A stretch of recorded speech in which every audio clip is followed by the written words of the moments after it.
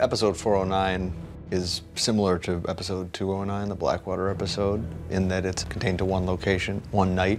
That said, it's much more involved than Blackwater was. After we saw how well Blackwater had come out, we thought it would be great to get Neil Marshall back when we eventually have the battle at the wall. The whole episode, not the whole episode, but I guess 15 minutes into it, it becomes a battle, and it's easy to get a little bit monotonous if it's just guys charging at each other for 45 minutes straight. And so part of the challenge is trying to find these little moments that will stand out on their own, and the big challenge is just finding time to do everything, because there's so many action beats that you want, and the action beats are always the slowest to get right, or take the most time intensive, and it was all night shoots like Blackwater. So there are certainly some similarities.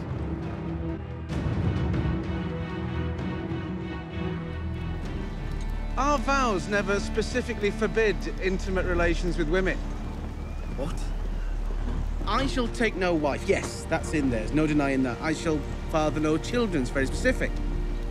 But what our vows have to say about other activities is open to interpretation.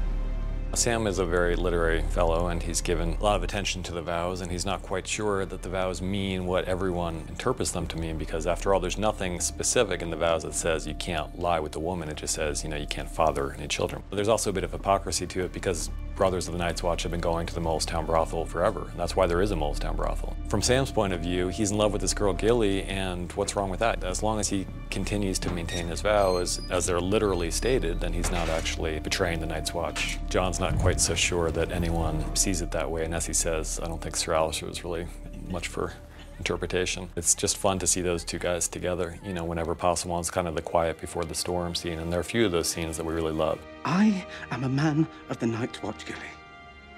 I made a promise to defend the wall, and I have to keep it. Because that's what men do. There is a sort of native sense of honor to him, not necessarily in the Jon Snow heroic mode. Sam is absolutely petrified, but he knows he has to do that, and as he says, you know, this is, I've made an oath, and this is what men do, and he's not going to betray his brothers by staying down there and avoiding the fight.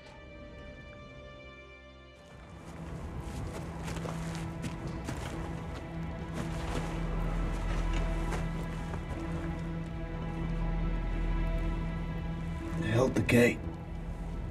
This episode is a regular slaughterhouse where, we're killing off a few favorites. Gren goes out again with great heroism. That him and his small party face off against a giant. Although they lose, they do kill the giant as well, so they do save the day and protect the gateway to Castle Black and the south. They do a very noble deed. This battle is one that we've been planning for a long time, and we have these actors that we love, Joseph Alton as Pip and Mark Stanley as Gren, and while neither of the characters die in the books, it felt like we had to have some casualties amongst the people that we really care about here. We decided it should be Gren, because Gren's someone we've seen from quite nearly the very beginning of the series, and he's always been around. He's quite loyal and steadfast. We knew that people would care about him, you know, down there. And it's a great scene, and we love seeing him really take command in his final moments and stir his comrades to courage, you know, reciting their vows, and you know, the tunnel scene worked out beautifully. I pledge my life and honor to the Night's Watch, for this night and all the nights to come! Archers! Knock your arrows! Knock arrows! John, as well, has to go through some major heartbreak, but at the same time, he's stepping up to leadership when it's needed. When things are at their worst, people are at their best, and he certainly steps up to the cause. You have the wall! Obviously, Kit's the center of this episode. He's the centerpiece of the episode. Watching him assume the mantle of authority without particularly wanting to assume the mantle of authority. There was one scene I remember watching, and we said, rewind. There's somebody put that weird speed up, you know, like a speed ramp on Kit's sword move there, and it looks fake, it looks too fast. Could we fix whatever somebody did to that shot? And Chris, the visual effects editor, looked at it and he said, there's no speed ramp on this shot. Like, that's the speed at which he's moving with this big, heavy aluminum sword. It's very rare to find somebody who both has the acting chops that Kit has and the ability to say so much in such a subtle way. He's an action hero.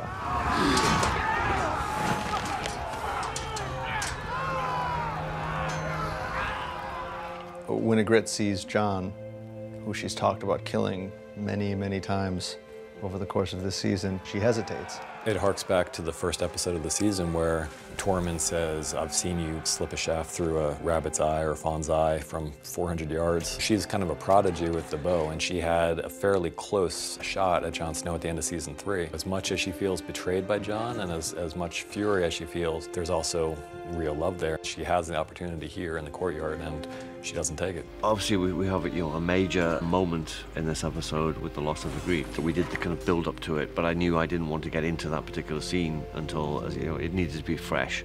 It needed a new day to get into that, because it's going to be emotional. It's going to be tough.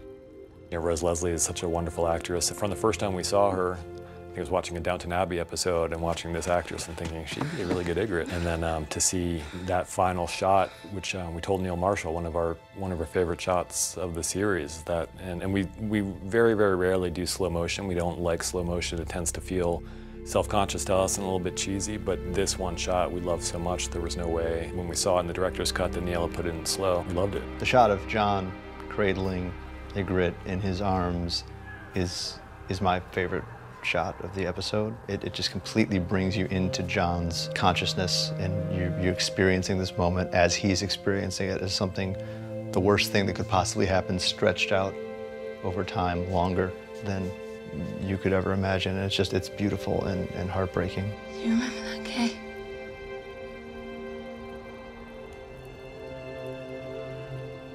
We should have stayed in that cave. I think the idea that Ygritte is gone from the world is almost as difficult for Jon as the idea that Rose Leslie is no longer on the show is difficult for us. We'll go back there.